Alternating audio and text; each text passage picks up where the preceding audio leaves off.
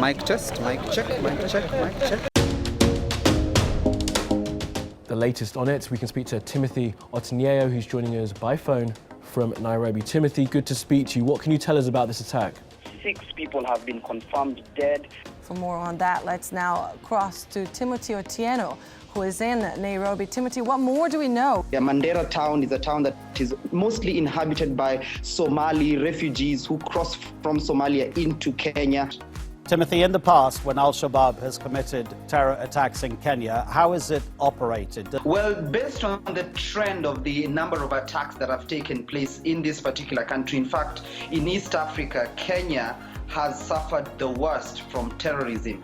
KTN's Timothy Otieno has just returned from Somalia. The city of Mogadishu falls under Sector 1 of the AMISOM peacekeeping forces. KTN's Timothy Otieno spent a day with the young ones as they took to the polls. I see you're also in the line for voting. Who are you going to vote for? Hans. For which position? Head boy. KTN's Timothy Otieno now reports of the sugary sip that is making residents there go bananas. The banana plantation that is the source of the banana, that is a fruit to many, a delicacy to some, and perhaps to even a fewer people, the flavor of an alcoholic beverage that is making some residents here go bananas. KTN's Timothy Otieno attended the opening ceremony of the global event and now reports.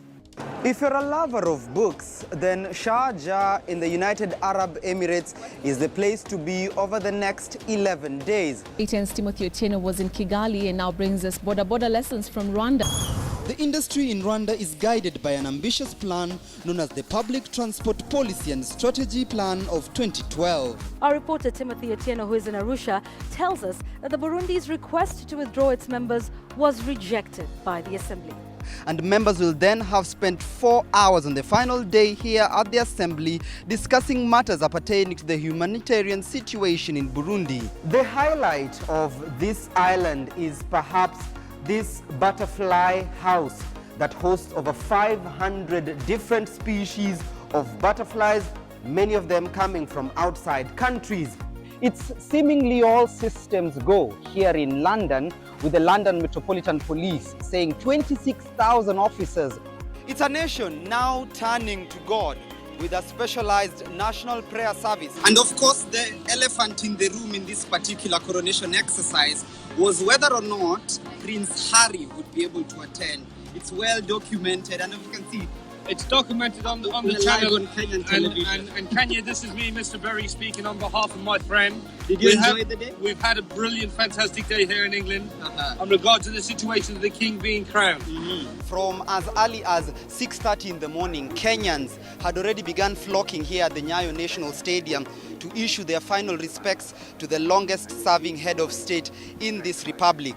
Several had spent the night just to get the best position from which they could be able to see the coffin carrying the late Queen as it comes from Westminster Abbey all the way to Windsor Castle for the second service. I am told that on a good day, somebody can walk away with about 500 shillings in a day through sorting of these items for recycling. As you can see, the nurses have since resumed their duties, but if my colleague Nebat Saisi could help me just walk around this particular wing to see if we could try and get someone who we could talk to. Well, Akisa, perfectly, he will be spending exactly 6 nights inside the Committee Maximum Prison until next week, Thursday.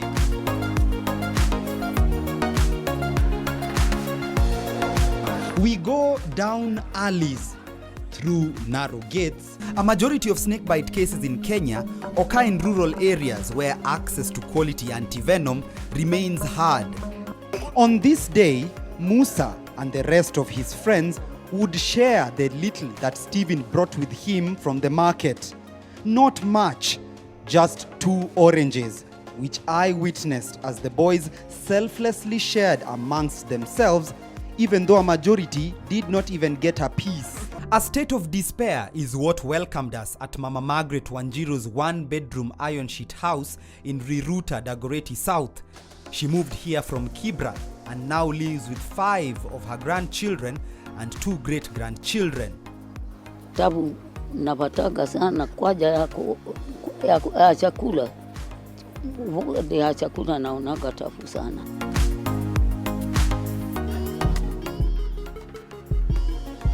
Garden Estate formed part of what was Nairobi's White Highland areas back in the colonial days. One such book, The Flame Trees of Thika, was even adopted into a TV series.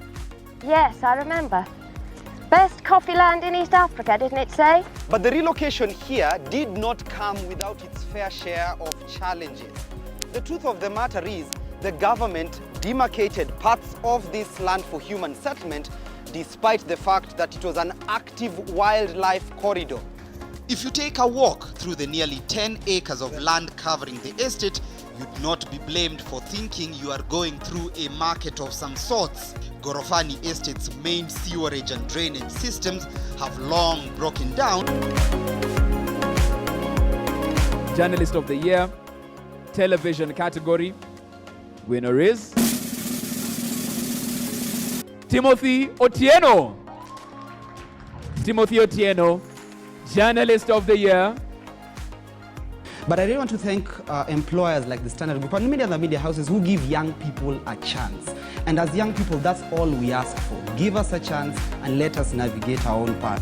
You can do it if you dream big enough, work hard enough, and believe in yourself enough. All right. Big Tim, thank you. Thank you. And all the best in your career.